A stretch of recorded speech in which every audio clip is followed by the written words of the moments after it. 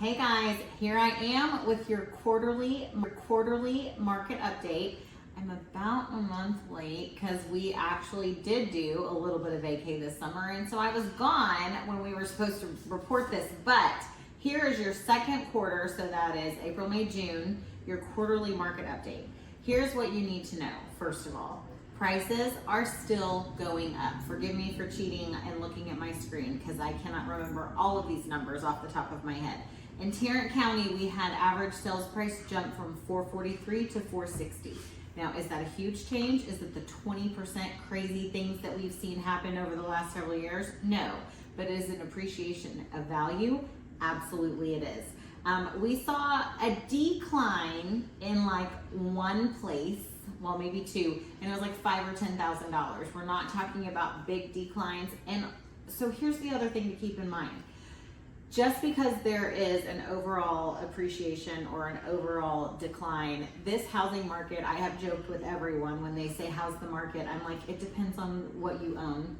What neighborhood are you in? What's your price point? Where are you located?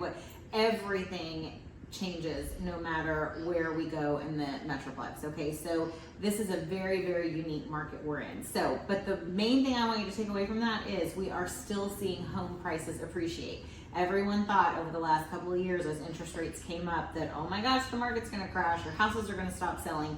That is not happening, guys. People are still buying property. They are still selling property. We have more new listings than we did in 2023 for sure. We went from 8,000 new listings happening in the second quarter of 23 to 9,000 in 24. The number of active listings we have is higher, which means that we went from like 2 to 3 months of inventory to 3 to 4 months of inventory, which is a good thing. We were in such a low inventory situation that it really made the market kind of crazy.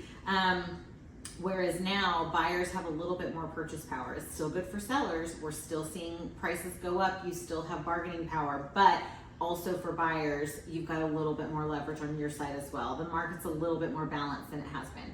Now, the total sales volume, we are seeing that actually kind of stay about the same. Typically, year over year, you're gonna see an increase in the total sales volume because as prices go up and the number of houses being sold, you're gonna see more.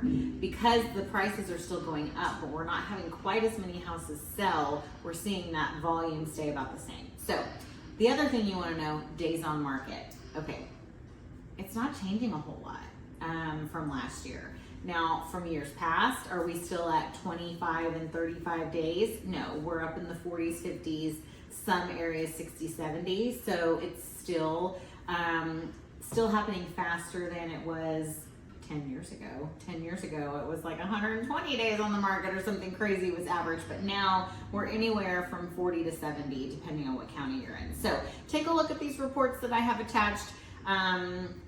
Let me know what questions you have. But again, the other thing I want you to take away, it depends on what you have, where you are. There's so many different things that go into what the market means for you personally. So if you have questions, please let me know. I would love an opportunity to help. And in the meantime, let me know if I can do anything. Y'all have a great first couple of weeks of school. All right, back to school, everyone. See you soon.